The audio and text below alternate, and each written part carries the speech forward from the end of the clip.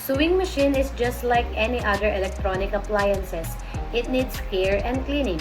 It must be dust-free and must be lubricated regularly, especially when it is in constant use. There are two classifications of sewing machine troubles.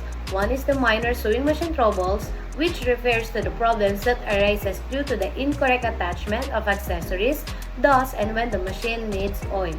The second sewing machine problem is when the sewing machine parts needs replacement or the machine is not functioning.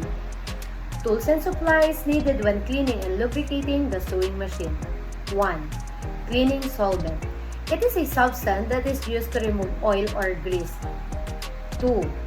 Disposable cleaning cloth. It can be used for dusting, wiping off sticky grease. 3. Nylon brush. It can be used for dusting, cleaning, and removing of dirt. 4. Screwdriver. It comes in different types and function, but its basic function is to remove or install screws. In using screwdriver, remember that right is to tight and left is to loose. 5. Sewing machine manual. It is a user guide on how to operate, remove, and attach part. 6. Sewing machine oil. It is a lubricant that is particularly used for sewing machine to keep it running smoothly. 7. Tweezers. It allows you to grab tiny objects or particles that is unreachable by hand, and those are delicate to our fingers. Here are the general steps that you must follow when cleaning the machine. 1. Prepare all the needed tools and supplies for your working convenience. 2. Turn off and disconnect the machine from the source of electricity. Your safety is always important. 3. Read your sewing machine handbook to learn how to remove the parts. Some machines come with a screwdriver for unscrewing the plate, while others easily glide off.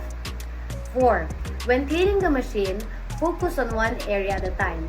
Remove only the pieces that are involved, making sure to record where each part comes from, its position, and which side is top. 5. Remove all parts to properly clean the machine. Keep the pieces in order to make replacement easier. When removing parts, use screwdrivers and put pressure on pushing and not on twisting. Remember that right is to tight, left is to loose. 6. Remove the bobbin casing to get rid of any lint or stubborn threads. A nylon brush is best used to collect the dust and go into all the corners and slits. You can also use tweezers to remove stray threads. 7. Upper thread tension. To clean the disc, pull a solvent-soaked cloth back and forth between them. In addition to general cleaning, 3 places require extra attention: the hand wheel bearing and the clutch assembly, the needle bar and presser foot, and the hook and bobbin area assemblies. When the hand wheel assembly becomes sticky and dusty, it must be cleaned so that the clutch may function correctly. When you wound a bobbin, the clutch disengage the needle bar. 8. To clean the faceplate area of sewing machine, first, remove lint with a dry brush. Then, use a cloth with solvent to clean any sticky oil or dirt from the needle and needle bars. Most faceplates are secured with screws or mounted on hinges for easy removal. No other parts need to be removed for cleaning. 9. To remove the clutch and hand wheel, release the tiny screws on the lock nut face. Next, loosen the lock nut and take out the washer and hand wheel. Certain machine models will be slightly different. Keep tracks of the washer location so you can return it to its original position. You may wish to create a little scratch to indicate which side goes out. 10. After cleaning the lower parts of sewing machine, apply sewing machine oil to reduce friction and wear. Turn the hand wheel to identify parts to create friction, then apply a small amount of sewing machine oil to those areas. After oiling, turn the wheel a few times to distribute the oil. 11. Take a piece of fabric and use it to absorb any excess oil from the body of your machine. You do not want any oil on your next project. Then, reinstall the throat plate. 12.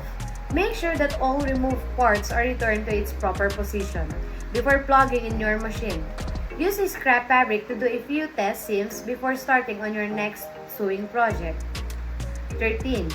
After cleaning and oiling sewing machine, wash and dry your hands. 14. The easiest way to minimize dust and dirt buildup in your sewing machine is to cover it when not in use. Sewing machines can have issues, but knowing the causes and fixes helps you sew smoothly. And now, here are the sewing machine troubles, causes, and remedies. Number 1. The machine is not feeding the fabric. Causes. Remedies. 2. The machine is running heavily. Causes. Remedies. 3. Thread is breaking. Causes. Remedies. 4. Skip stitches. Causes. Remedies. 5. Seam pucker. Causes. Remedies. 6. Needle breaks. Causes. Remedies. 7. Machine jams. Causes. Remedies. Occupational health and safety to be observed when cleaning and lubricating the sewing machine. 1. Wear personal protective equipment to prevent your clothes from getting stained and greased. 2. Unplug the sewing machine before removing any parts of it. 3. Remove parts one at a time or as required by the job. 4. Do not remove machine safety devices. 5. Thus, wipe all parts that accumulate dirt gently. Do not blow it off using your mouth. 6. Clean and wipe spilled oil on the floor immediately to prevent slips. 7. Use a small basin with magnet to hold all the removed screws to avoid losing any. 8. Make sure that all screws are tightly returned to its original position. 9. Label and record the maintained sewing machine to inform other users about its condition. 10. If any accident happened during the activity, immediately call the attention of your teacher to administer the first aid. Alright, it's time to put what we've learned into action. And now, let's practice.